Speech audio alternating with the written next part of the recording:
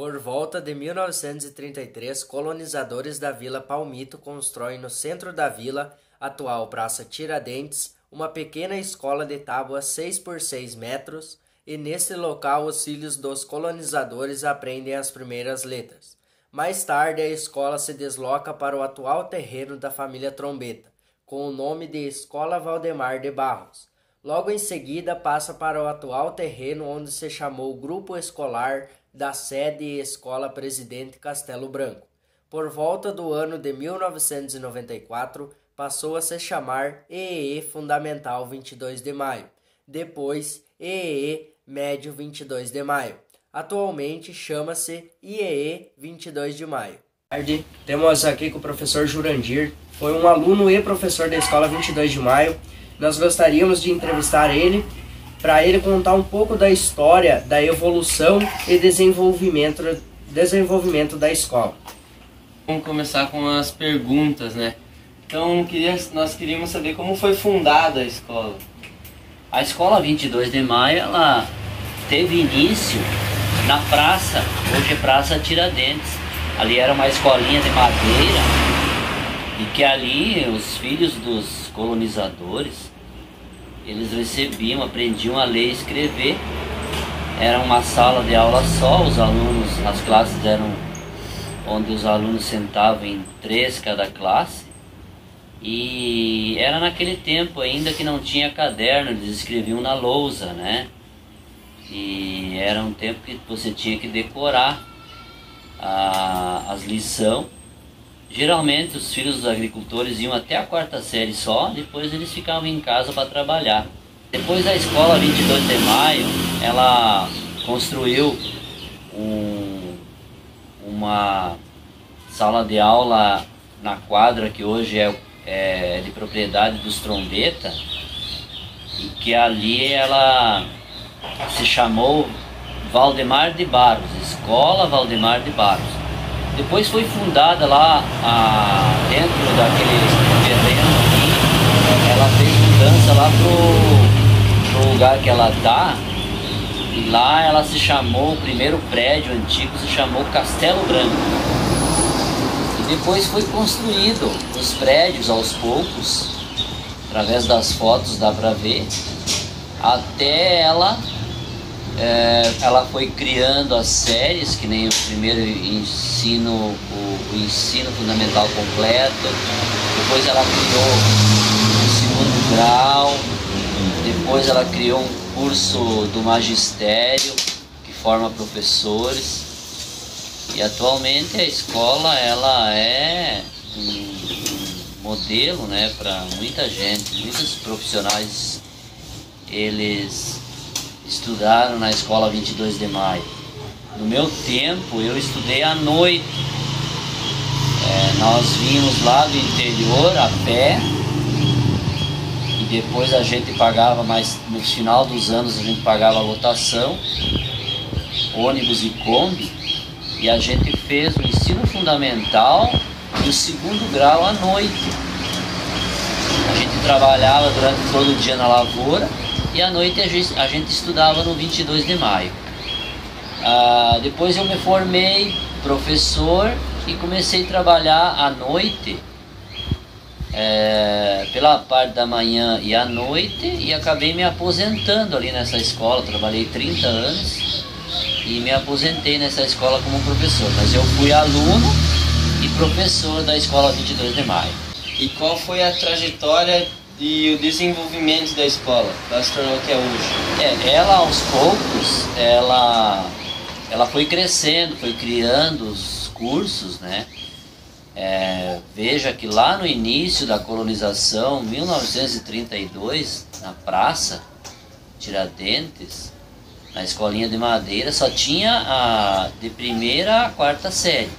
Depois foram construindo, né, as salas de aula, e ela foi criando as séries até chegar hoje no 2º grau e também na formação de professores, que é o curso normal.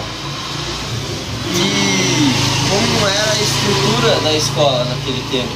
Naquela época, Para você ter uma ideia, no início a escola não tinha banheiro, então a gente fazia as necessidades na casinha, né, na patente. Então a merenda era muito precária, né, ela vinha pronta de fora, era uma merenda que quase os alunos não conseguiam comer, na verdade era uma ração pronta que a professora fazia, esquentava ela no fogão a lenha, não tinha fogão a gás, e servia. E no início até os próprios alunos faziam a limpeza das salas de aula, e a própria professora, ela era professora, faxineira, psicóloga, então ela tinha esse poder. O ensino era mais regulado, era mais enérgico. O professor, a professora tinha o poder de corrigir o aluno, tinha autorização do pai para corrigir o aluno lá na sala de aula. Então se precisava dar umas palmadas, se precisava puxar a orelha, era o professor que fazia isso, e o pai em casa apoiava quando ele era avisado que a professora corrigiu. Então os alunos, eles respeitavam bastante os professores. O professor na escola era o segundo pai, ele era muito respeitado. Digamos assim, então, que o comportamento dos alunos com os professores era bem rigoroso através dessas normas, dessas regras. Tinha normas enérgicas, onde os pais apoiavam. Para você ter uma ideia, se o pai ficava sabendo que o aluno aprontou na escola, ou recebeu do professor uma correção, puxão de orelha, ou uma xingada, em casa ele recebia outra. Se ele recebia umas varadas da professora, do professor, em casa ele recebia do pai outras varadas para aprender. Então tinha essa relação em que a família estava em contato sempre e falando sempre a mesma língua junto ao professor. O professor tinha o respaldo da família para educar, corrigir as crianças, os jovens lá na escola, naquelas 4 horas em que eles estavam estudando. E a escola, assim, nesse período de 70 anos dela, quais foram as dificuldades que os membros principais da escola enfrentaram? As dificuldades eram na questão assim que não tinha transporte escolar, os alunos vinham a pé para a escola. Teve um período muito longo da escola que não tinha uniforme, depois foi criado o uniforme no ano 2000. A merenda era muito precária, né? Não se tinha condições de servir uma merenda como se serve hoje, então as verbas não vinham, então os diretores, os professores, eles sofriam muito. As bibliotecas eram bem precárias, né? A questão da informática não tinha essa facilidade, você tinha que fazer uma pesquisa, você tinha que ir na biblioteca, tirar uma dúvida de uma palavra, você tinha que acionar o dicionário, o livro grosso, né? Conhecido como a mansa burro. Então a gente ia ali, ninguém tinha telefone, aqui na cidade só tinha o telefone, eram os comerciantes, né? A prefeitura, os comerciantes.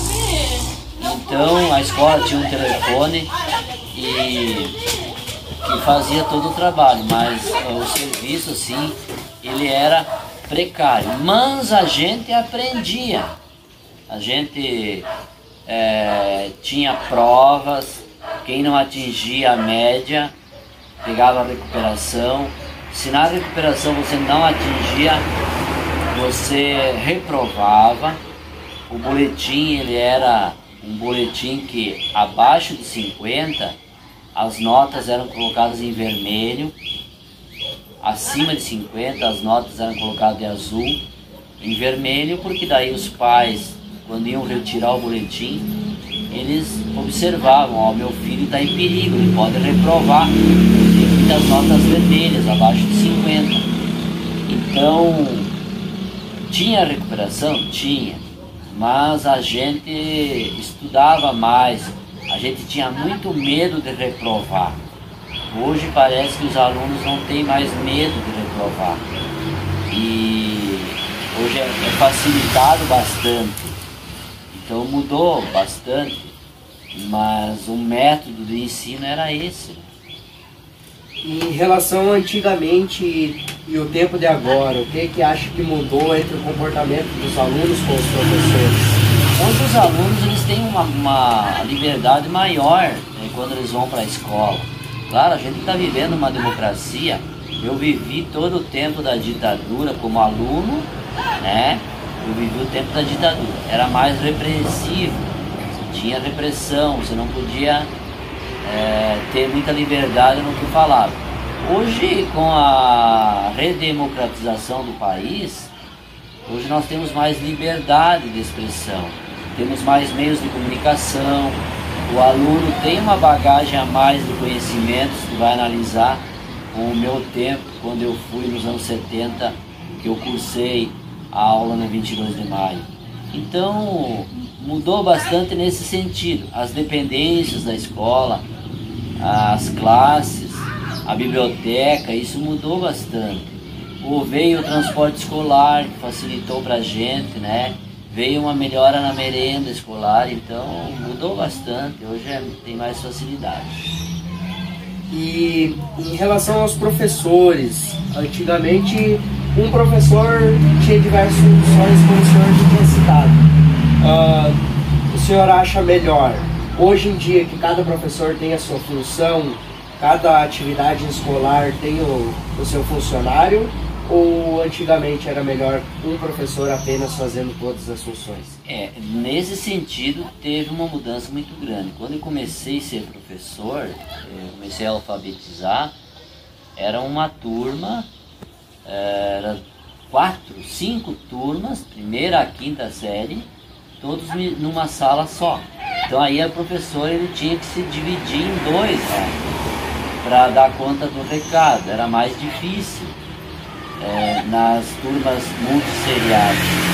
Depois veio assim essa divisão por série, facilitou muito para o professor a ensinar, porque ele tinha mais tempo de atender, de escutar essa criança, esse jovem.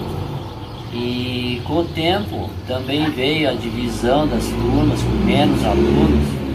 Então deu para, no meu tempo, assim, deu para fazer um trabalho muito bom, porque as turmas não eram tão grandes. Mas, ultimamente, parece que as turmas estão maiores e certos professores sofrem bastante quando a turma é grande. Mas nesse sentido mudou muito. A gente evoluiu muito nesse sentido, quando se separou as turmas. Cada série e cada hora um professor, então isso foi muito importante, né? Em relação aos 70 anos da escola, agora depois de 2 anos muito difíceis por questão da pandemia, o que o professor assim tem uma visão, o que acha que mudou na escola? A pandemia ela trouxe algo, mostrou algo para todo o Brasil, não só para nós aqui em Palmitinho, que a escola é muito importante para nós. Esses alunos, independente da série que ficou em casa, eles tiveram um grande problema, os pais tiveram um grande problema com esses alunos em casa, porque os pais, nem todo pai é preparado para ensinar o aluno, né? E o professor é um profissional técnico, que ele estuda e ele tem a metodologia para ensinar.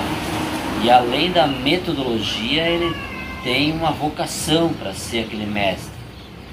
E a gente nota que os alunos ficaram com uma lacuna, um vazio desses 2 anos, que vai demorar muitos anos, vai demorar de 5 a 10 anos para nós tirar isso de vocês, essa falta de conhecimento, essa falta na explicação, principalmente das séries menores. Que muitas crianças, hoje eles estão no 3º ano, 4º, e eles estão sofrendo muito até para aprender a ler, porque eles não tiveram a professora do lado deles na hora do aprender a ler. Isso mesmo. O professor teria uma história assim, diante de quando era aluno ou quando era professor da 22 de maio? A gente tem várias histórias, né? Em todos os sentidos. Assim, histórias de que quando nós éramos alunos, a gente tinha educação física, era 3 períodos por semana, e era a nossa alegria. Era 3 períodos por semana. E a educação física era muito levada a sério, porque a gente jogava bola numa quadra de piso, né? A gente depois foi construído o ginásio, mas a gente jogava bola todos os dias, a gente jogava vôlei, praticava corrida, basquete.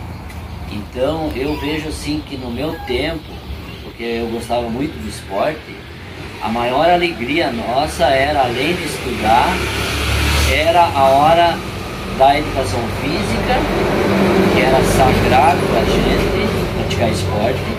E eu vejo assim que daquela época, todas as pessoas que praticaram esporte, todos eles se criaram sadios, sem nenhum vício, né? Naquela época tinha o vício de beber e o cigarro. Hoje o vício é diferente. Hoje tem, além da bebida e do cigarro, tem a maconha, a cocaína, né? Que ela é assustadora. Então eu digo que o esporte no passado salvava muito os jovens, e a escola proporcionava isso muito. E ao invés de ser um período como é hoje, que eu leciono ainda a educação física, né? Era 3 períodos, então era uma felicidade muito grande na hora da educação física. E também a gente fazia muitos torneios de futsal, de futebol de campo, que a escola praticava também interséries, saía longe. Se vocês olharem a sala de troféus do 22 de maio, até se fosse lá e tirasse uma foto para pedir para a professora onde é que está a sala de troféus, vocês vão assim ficar muito felizes de ver o quanto a 22 de maio ela participava. A gente foi vice-campeão estadual de futebol de campo, né? Vice-campeão, a gente perdeu a decisão aí no Industrial, onde a TV Com de Porto Alegre veio transmitir direto para todo o estado do Rio Grande do Sul, Santa Catarina e Paraná, né? Então a escola tem isso, eu levo isso da escola, como ela incentivava o esporte. E a prova de tudo isso é a sala de troféus. O esporte então proporcionou muitas coisas e muitas realizações. Realizações, né? Nesse período que eu vivi na 22 de maio. Em relação a tudo isso, um breve histórico da escola, nós encerramos essa entrevista. O pessoal que está acompanhando, muito obrigado, professor Jurandir, por ter aceitado fazer essa entrevista, por ter ajudado nós, e nós gostaríamos de agradecer ao professor de todas as maneiras possíveis. Eu quero agradecer vocês, né, pela vinda aqui em casa. Isso aí, obrigado.